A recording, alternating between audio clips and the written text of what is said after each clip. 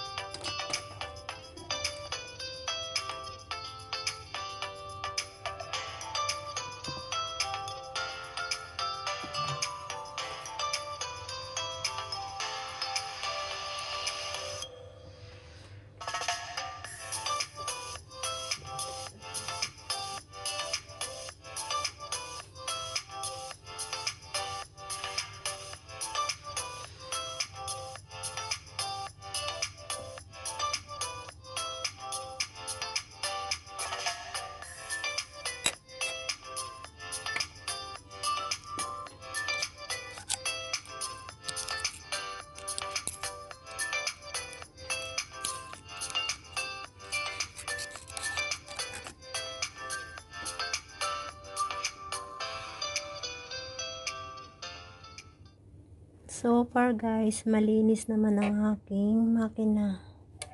Ayan, konting-konti lang ang kanyang dumi.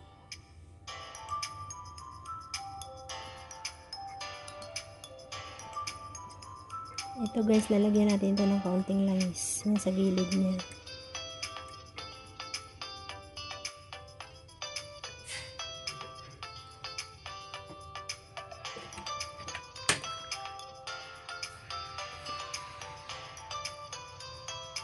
Yan guys, ito lang nakuha kong dumi. Kunti lang yung dumi. That's all.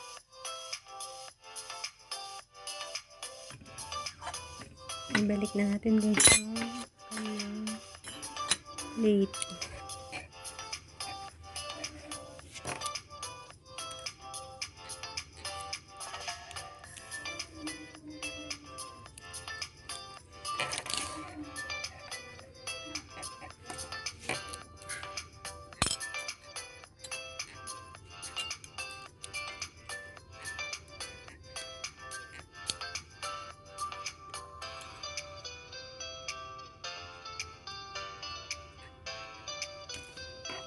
Para mahigpitan, gamitan nyo ng screwdriver.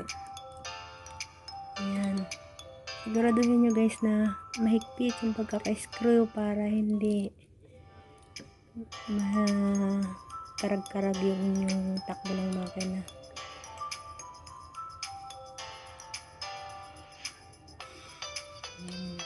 Yun ding isa.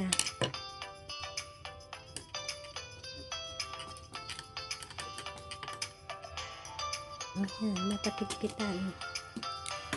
Okay, natin ito. Ayan, ready na ang ating makina.